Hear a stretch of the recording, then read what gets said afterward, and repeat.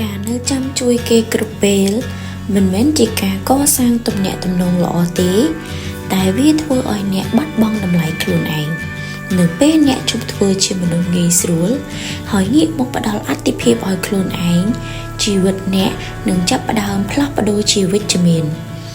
1. តម្លៃរបស់អ្នកនឹងត្រូវបានគេមើលឃើញច្បាស់ជាងមុនតាមក្បួនចិត្តសាស្ត្រធម្មជាតិអ្វីដែលងាយស្រួលរកពេកតែងតែត្រូវបានគេមើលរំលងតែ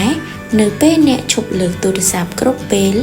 ឬឈប់យល់ព្រមរាល់ការបបួលអ្នកដទៃនឹងចាប់ផ្ដើមឲ្យតម្លៃពេលវេលារបស់អ្នកជាងមុនព្រោះពួកគេនឹងថាវត្តមានរបស់អ្នកលែងជារឿងឥតគិតថ្លៃនិងងាយស្រួលទៀតហើយ 2. អ្នកនឹងជំរុញបានមនុស្សដែលរាប់អានអ្នកដោយស្មោះអ្នកដែលធ្លាប់តែនៅក្បែរដើម្បីតែកេងចំណេញពីសេចក្តីល្អរបស់អ្នកនឹងរត់ចេញឬបង្ហាញការមិនពេញចិត្តពេលអ្នកចាប់ផ្ដើមបដិសេធគេចំណែកឯមនុស្សដែលស្រឡាញ់និងផ្ដល់តម្លៃឲ្យអ្នកពិតប្រាកដពួកគេនឹងគោរពការសម្រេចចិត្តនិងភាពឯកជនរបស់អ្នកជានិច្ច 3. ពាក្យថាយល់ព្រមរបស់អ្នកនឹងមានឥទ្ធិពលជាងមុន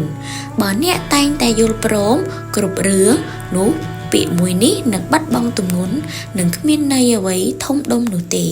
ប៉ុន្តែនៅពេលដែលអ្នកចេះបដិសេធរឿងដែលមិនចាំបាច់នោះនៅពេលដែលអ្នកយល់ព្រមជួយនរណាម្នាក់ពួកគេនឹងមានអារម្មណ៍ថាខ្លួនឯងពិសេស 4. អ្នកមានពេលវេលាដើម្បីសម្រេចគោលការណ៍ខ្លួនឯង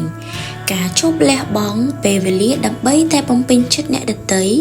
មានន័យថាអ្នកកំពុងទិញពេលវេលានិងថាមពលត្រឡប់មកវិនិយោគលើខ្លួនឯងវិញអ្នកអាចយកពេលវេលាដ៏មានតម្លៃទាំងនោះមកអភិវឌ្ឍជំនាញ